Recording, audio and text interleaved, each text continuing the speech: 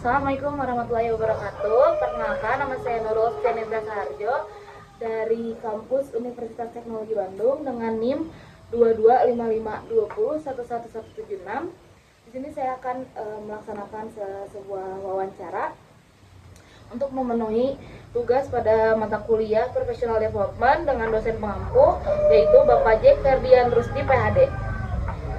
Di sini saya sudah bersama Aryo.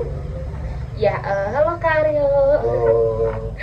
Ya, jadi Kak Aryo ini sendiri dia berbisnis di bidang F&B dan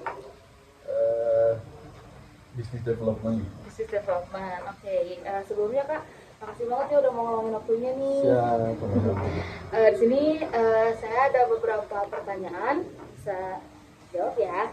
Untuk pertanyaan yang pertama, yaitu boleh ceritain nggak profil pekerjaan kakaknya apa?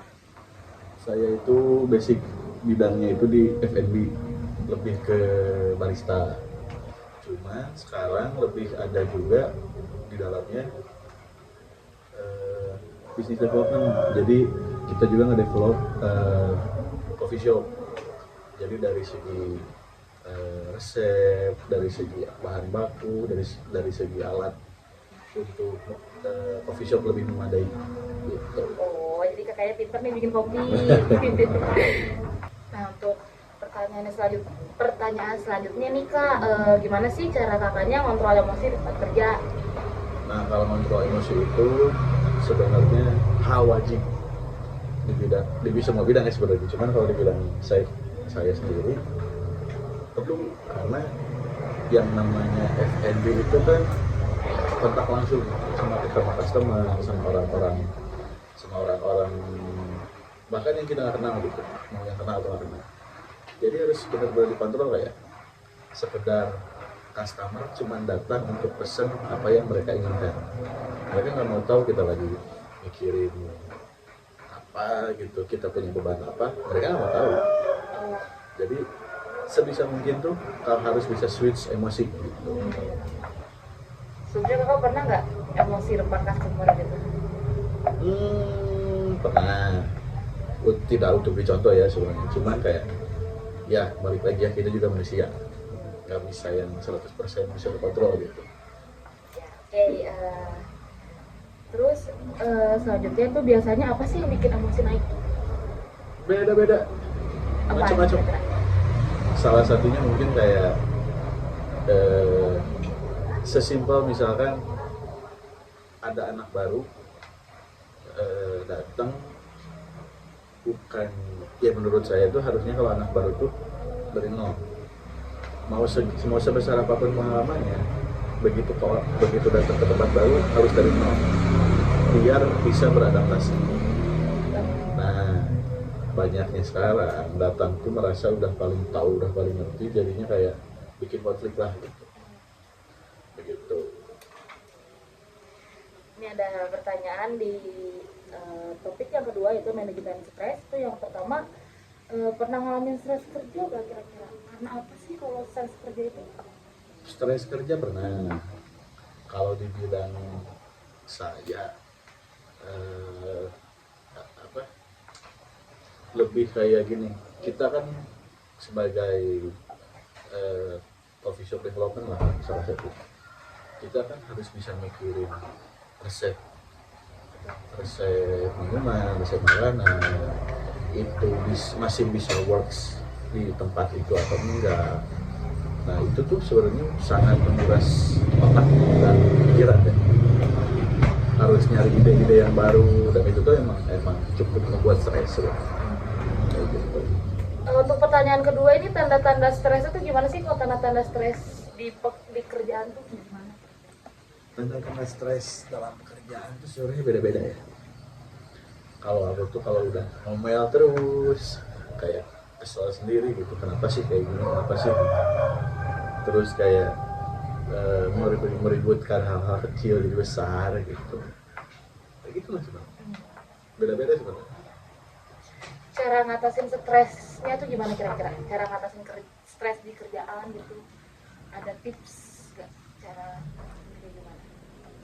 Cari apa yang kamu suka, discovery apa yang kamu suka, cari apa yang bikin happy lah. Kalau kayak aku sekarang cari kopi-kopi enak, datang ke coffee shop yang memang enak kopinya, kita nikmatin di sana, ngobrol sama yang di sana, itu udah cukup jadi refreshing lah, salah satunya. Kalau misalnya itu belum juga bikin stresnya hilang, tuh biasanya kamu ngapain? Jalan-jalan. Jalan-jalan ya? Biasanya jalan-jalan. Biasanya kalau aku tuh jalan-jalan, motoran sendiri ke alam. Ya cuma sekedar ya lihat udah lihat apa pemandangan gitu. Kayak ke kebun teh, lihat kebun teh, udah kayak gitu doang. Simpel sebenarnya. Oke. Untuk sesi ketiga pertanyaannya itu goal setting. Pertanyaan pertama itu ada gimana sih caranya menentukan tujuan karir? Menentukan tujuan karir itu sebenarnya gimana kita mendeskripsikan juga si karir tersebut. Nah, kalau misalkan saya pribadi, saya sekarang harus bisa membedakan yang kita suka dan yang kita suka dan yang kita perlu untuk kejar. Kadang ada beberapa hal yang kayak senang ya kalau misalkan hobi kita nih kerjaan menghasilkan. Nah itu tuh harus perlu digali lagi. Tapi kalau memang bekerja di sesuatu yang tidak kita suka, cari inti sesuatu yang membuat kita suka di kerjaan itu. Misal, ya sesimpel ya, kerja di sini emang berat tapi duitnya gede. Itu apa? Itu sangat apa? Karena itu buat motivasi, buat semangat kerja, buat kerja kita lebih baik. Otomatis kan gaji kita jadi ikut naik juga ya kalau kerjaan kita bagus kayak gitu. Oke. Ada target jangka panjang atau pendeknya nggak untuk karir ini? Kalau aku sih target panjangnya tetap punya bisnis sendiri. Jadi biar punya apa ya kalau disebutnya apa tuh portofolio. Jadi kalau orang-orang mau pakai jasa saya tuh ini nih bentukannya kayak gini, apa yang udah ada, kayak misalkan pengen bikin coffee shopnya seperti apa yang kayak gini, ini ada contohnya. Jadi nggak cuma sekedar kita mempresentasikan dengan cuma kata-kata gitu, jadi kita bisa datengin orang-orang buat lihat contohnya yang proper itu seperti apa kayak gitu. Untuk pertanyaan yang terakhir nih, ada tips gak biar bisa mencapai goal nih dari kakaknya tuh, apa tipsnya? Untuk mencapai goal, satu, konsisten, utamanya konsisten ya. Terus percaya sih, kalau kita memang terus berusaha, ya pasti dikasih. Kalau memang kita usaha yang baik ya, semua juga bakal dikasih yang terbaik kayak gitu. Oke Kak, makasih banget nih, ini berguna banget sih. Jadi aku bisa tahu gitu kan cara memanage stres, terus goal nanti kedepannya karirnya kakak kayak gimana gitu kan, bisa jadi motivasi buat aku. Oke. Sebelumnya makasih banget ya buat waktunya. Terima kasih juga udah mampir. Ya, mungkin segini dulu untuk wawancara dengan Kak Aryo.